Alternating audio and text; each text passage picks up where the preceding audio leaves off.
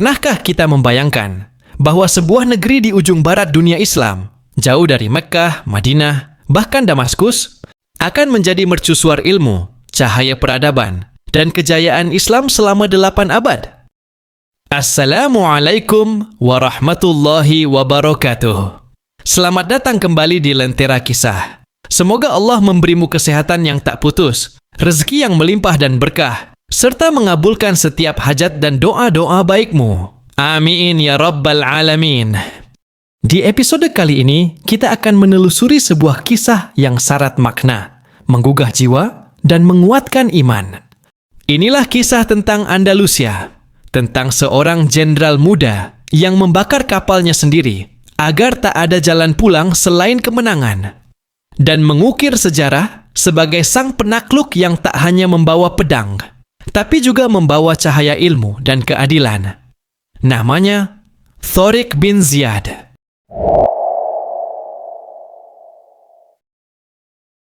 Pada awal abad ke-8 Masehi, kekuasaan di semenanjung Iberia, yang kini dikenal sebagai Spanyol dan Portugal, dikuasai oleh bangsa Visigoth, sebuah kerajaan Kristen yang mulai rapuh oleh pertikaian internal dan kekuasaan yang menindas rakyatnya. Raja Roderick, penguasa saat itu, naik tahta secara kontroversial. Banyak bangsawan Visigoth tidak menyukai kepemimpinannya. Di saat inilah datang utusan dari seberang laut, dari Afrika Utara.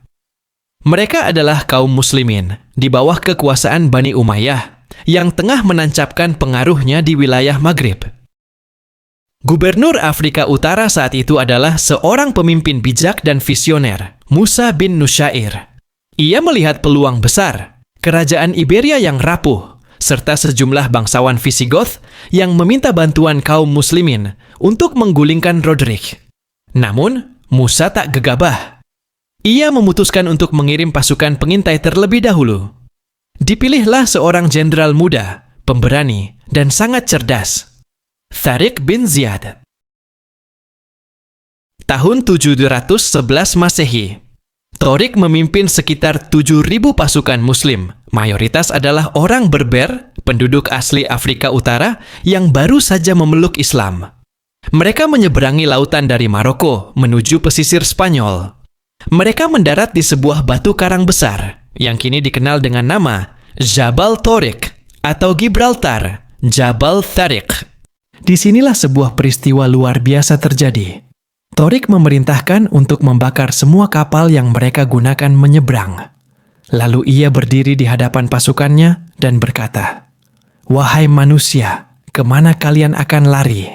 Laut berada di belakang kalian, musuh di depan kalian. Tidak ada jalan pulang. Demi Allah, tidak ada yang kalian miliki selain kejujuran dan kesabaran." Kata-kata itu menggetarkan jiwa pasukan.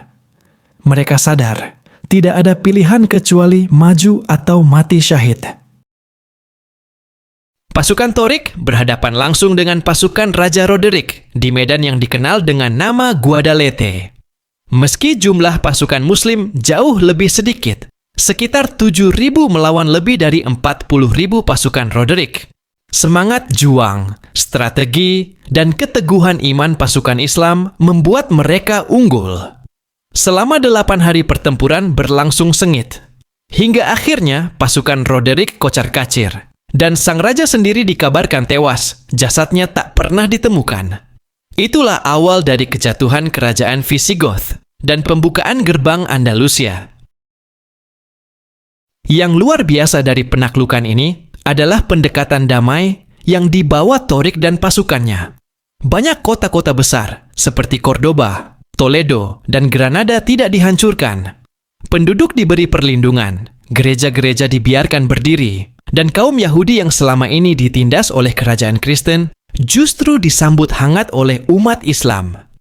Islam datang ke Andalusia bukan sekadar dengan pedang, tapi dengan keadilan, keilmuan, dan akhlak yang luar biasa.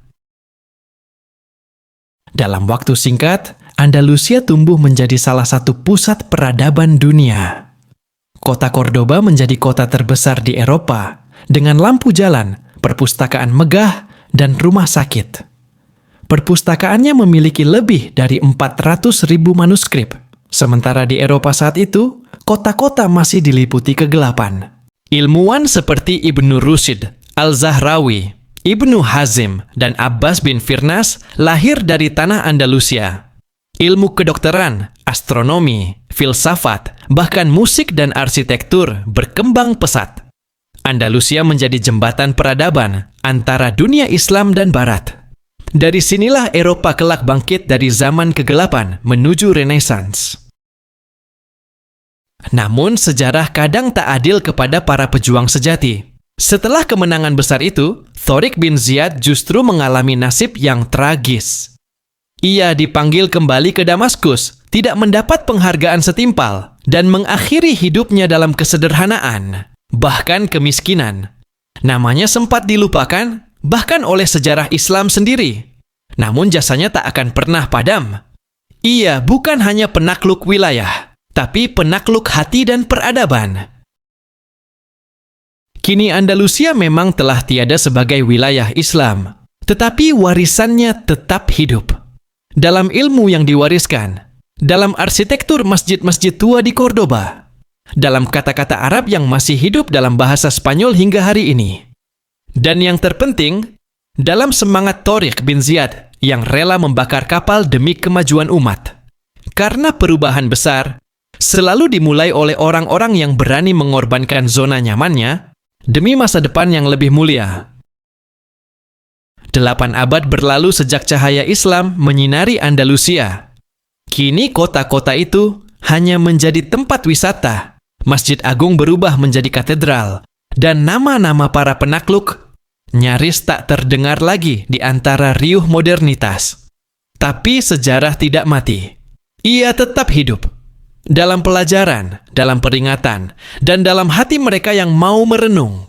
Kisah Thariq bin Ziyad bukan hanya tentang pedang dan kemenangan, tapi tentang keyakinan yang tak tergoyahkan, tentang kerja keras dalam diam, dan tentang keberanian untuk membakar jalan mundur demi masa depan umat. Andalusia boleh hilang dari peta, tapi semangatnya masih bisa kita hidupkan hari ini. Semoga kita bukan hanya penikmat kisah, tapi juga pembawa cahaya di zaman yang gelap oleh kebodohan dan kelalaian.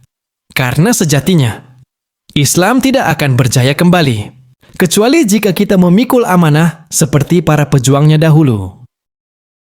Ini bukan sekadar kisah penaklukan. Ini adalah kisah tentang keberanian, keteguhan, dan visi jauh ke depan.